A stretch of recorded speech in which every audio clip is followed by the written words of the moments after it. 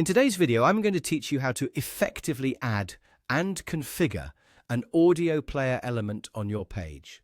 This is a simple yet incredibly useful feature, perfect for anyone looking to enhance their web page with audio content. Let's dive right in. To begin, you'll want to locate and click on the plus icon labeled Add Element.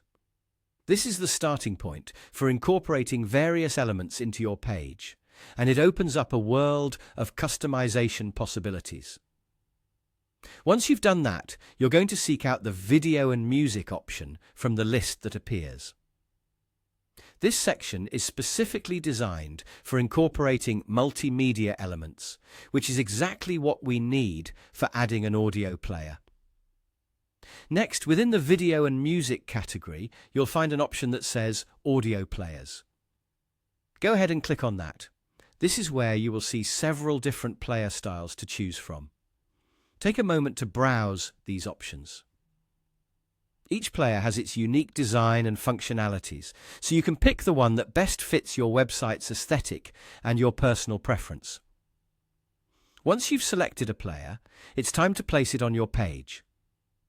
Simply drag and drop your chosen player to the location where you'd like it to appear. Be thoughtful in choosing this spot. Consider where it might attract the most visitor engagement or blend seamlessly into your web page's layout.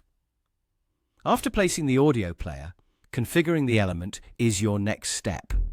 Click on the player and then select the gear icon that appears. This opens up the settings for your player, allowing you to customize it further. Within these settings, you have the ability to choose your desired audio track.